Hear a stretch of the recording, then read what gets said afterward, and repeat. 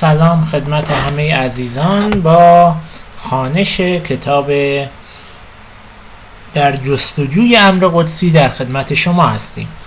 These were the two poles in fact of what I remember of my father's own personality and what he cultivated in me. داشتیم در مورد کتاب علم و اخلاق پدر جناب سید حسین نصر صحبت میکردیم. These were two poles، میگه اینها دو قطب بودن، یعنی علم و اخلاق. In fact در واقع what I remember، آنچه به یاد دارم of my father's، از شخصیت پدرم، my father's own personality and what he cultivated، و آنچه او پرورش داد در درون من چی بود؟ حالا میگه first of all he was a highly ethical person، او شخصی به شدت اخلاقی بوده. 2 years before his death he was hit by a bicycle when he was walking back home while we were at my maternal grandfather's house for lunch. میگه 2 سال پیش از مرگ او was hit، انگار تصادف کرد یا ضربه خورد، by a bicycle، توسط دوچرخه‌ای، when he was walking back to home، وقتی که به خونه باز میکشت، در حالی که we were at my maternal grandfather's house، در حالی که ما در خانه پدر بزرگ مادری هم بودیم، for lunch، برای نهار.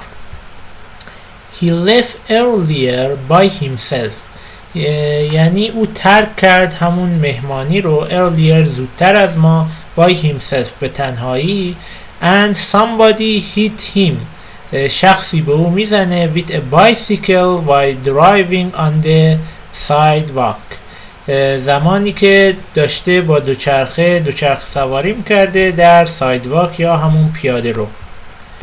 as a result of which، در اثر آنچه اتفاق افتاده، my father fell into a ravine، پدرم افتاد درون یک جوی، and that fall broke his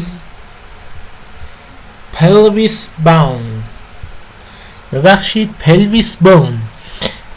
میگه در اثر این که در جوی افتاد pelvis boneش انگار بروک شد، شکست. pelvis bone یعنی همون استخوان لگن. he should have been helped immediately but he told the person who hit him to go away. او should have been helped، به کمک نیاز داشته فوراً، immediately، but he told، اما گفته به اون شخص که hit him، که به اون زده، to go away، که فرار کنه.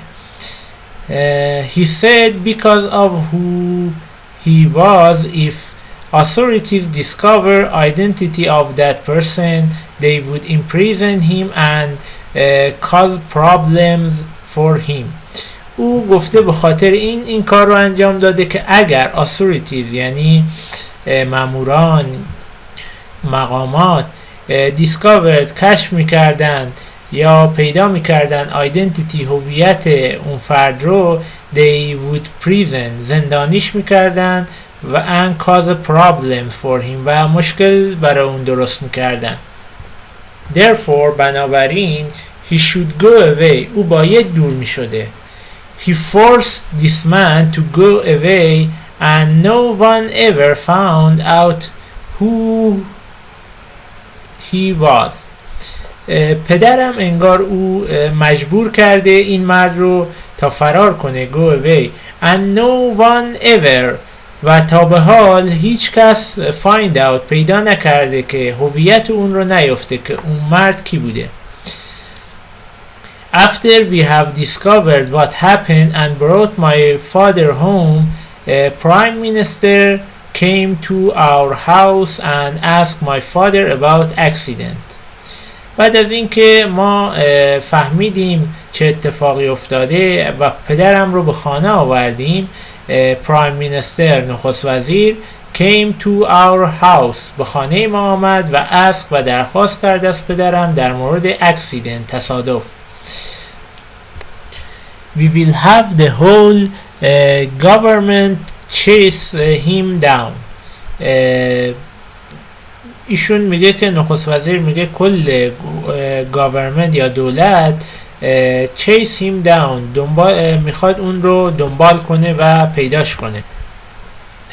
said prime minister نخست وزیر اینطوری گفته but my father smiled and said اما پدرم لبخند زد و گفت نه it's happened as an accident.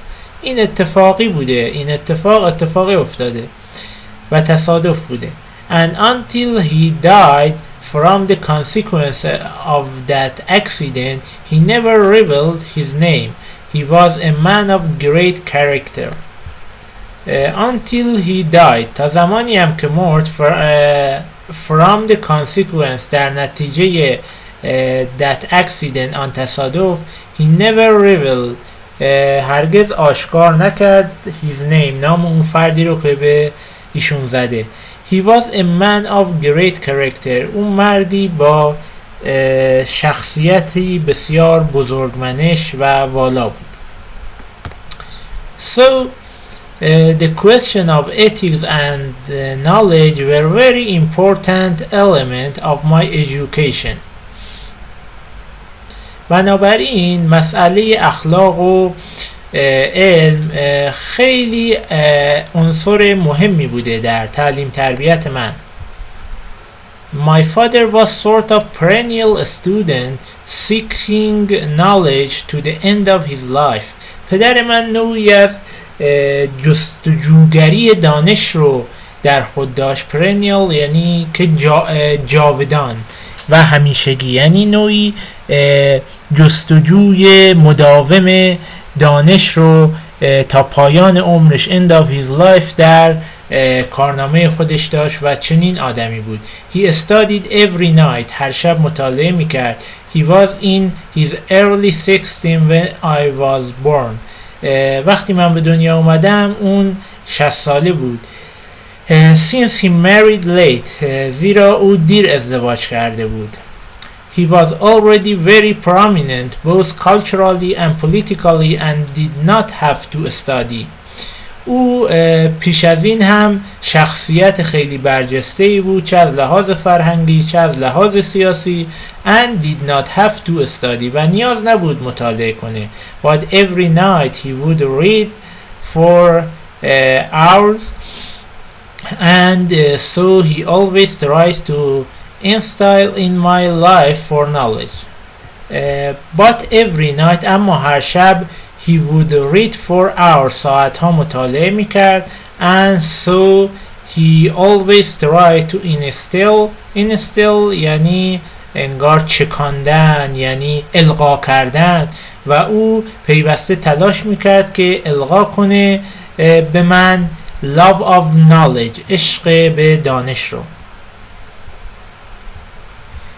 A pneumatic child یعنی یک کودک معنوی.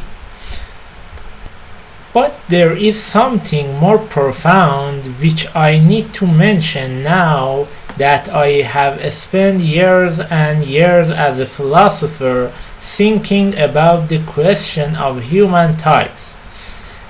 اما در اینجا به نکته عمیق‌تر I need باید mention اشاره کنم.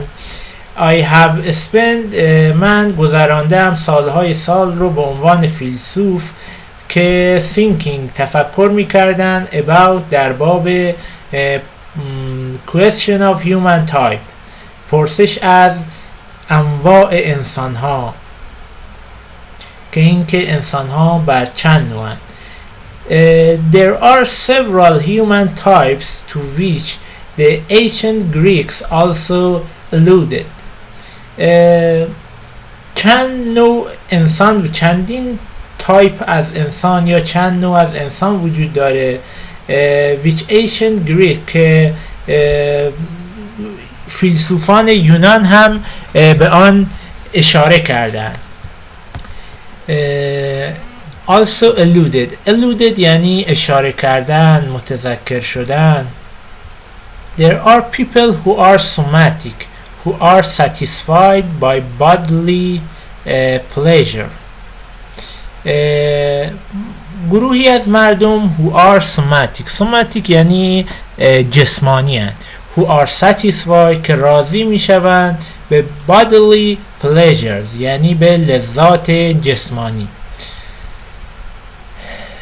That is what they seek in life. That is یعنی آن چیزی که دنبالش میگردن در زندگی همین لذات جسمانیه.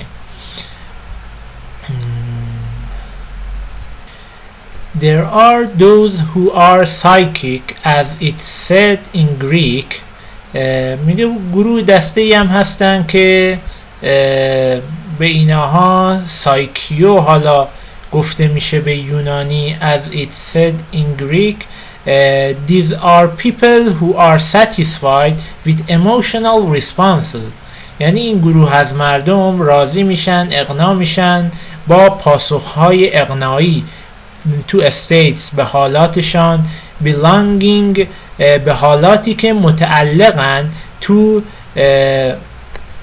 psychic realm یعنی به حالات روانی و روحانی مرتبطن. بعضی از آدم ها بیشتر عاطفی و هیجانی و اینگونه هستند. And then there are people who are pneumatic.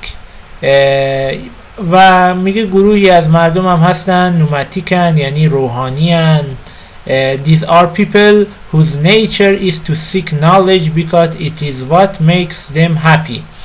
اینها مردمی هستند که طبیعتشان is to seek به دنبال دانش، زیرا آن چیزی که آنها را خوشحال می سازه همین دانشه. Even if حتی اگر spiritual knowledge is not available to them اگر که به دانش معنوی not available دست نیابند اونها they go into field of theoretical physics or philosophy or logic میرن به دنبال دانش‌هایی مثل فیزیک نظری، فلسفه و لاجیک و منطق. Also they truly pneumatic type always seeks Sufia. گرچه که انسان‌های عمیقاً معنوی همیشه به دنبال همون حکمت هستند یا دانش برین. That type of man seeks knowledge and it's drawn by nature to knowledge even if it is not be always what Plotinus or other traditional philosopher had in mind when they spoke of knowledge.